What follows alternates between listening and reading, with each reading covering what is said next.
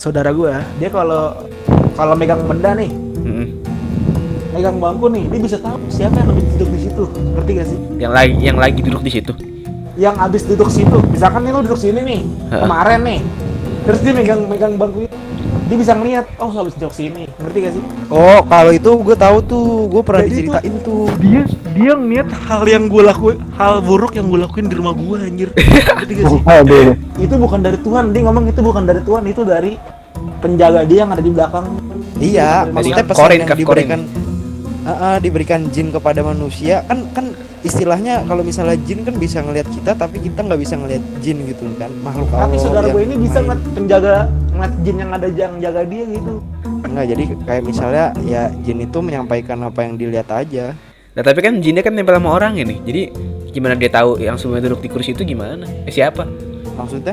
Ya kan jinnya nempel sama saudara Yulis nih ya kan. Misalnya saudara Yulis tinggal di Jogja nih ya kan. Terus Yulis tinggal di Jakarta.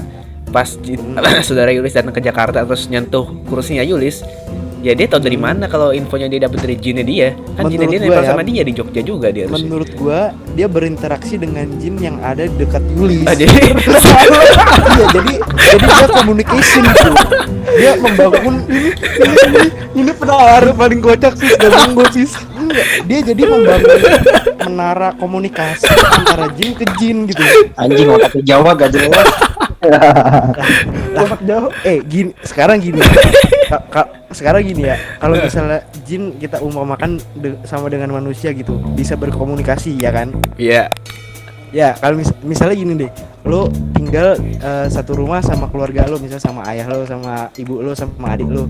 Nah, terus temen lo ini tinggal sama keluarga dia gitu. Misalnya keluarga lo sama keluarga gua. Nah, keluarga lo kan nggak tahu apa yang dilakukan sama gua gitu kan.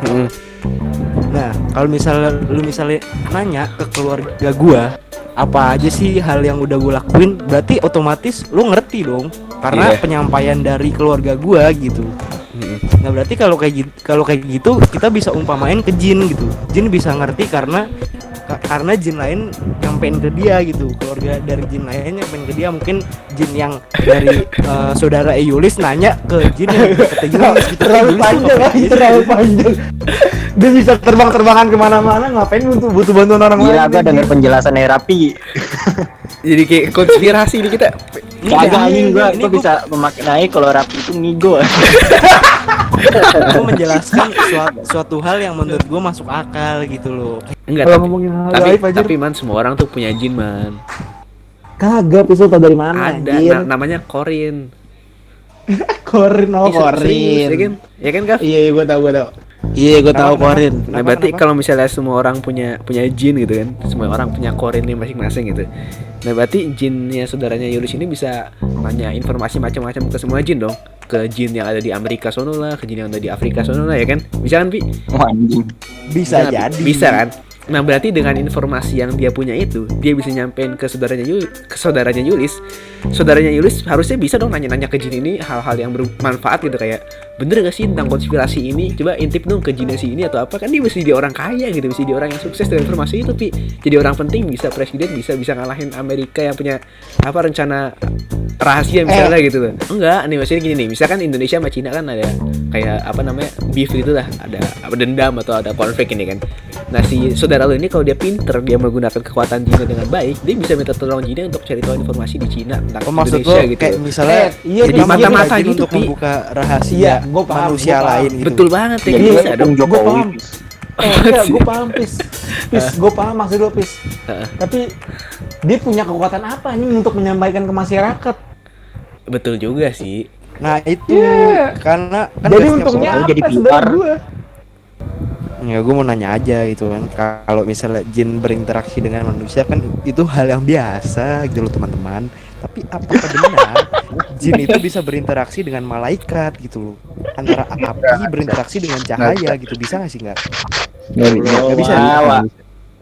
Jadi tuh ibarat buku nih, buku. Terus tuh ditumpuk-tumpuk tuh ada 5 tumpukan.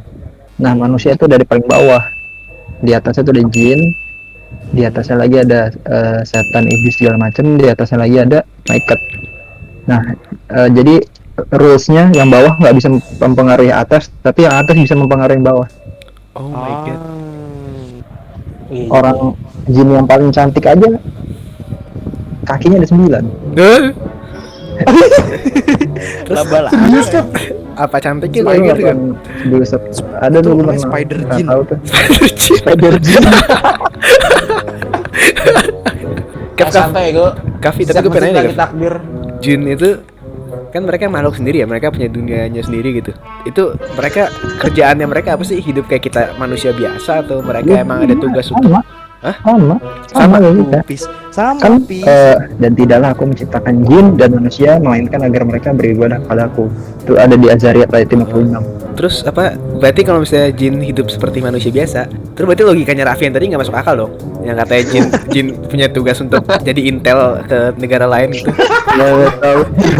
Kaf, aku pengen nanya nih, Kaf. Kan yang tadi lu bilang apa yang buku tumpukan buku itu kan, jin bisa kontak dengan manusia tapi manusia nggak bisa kontak dengan jin gitu kan.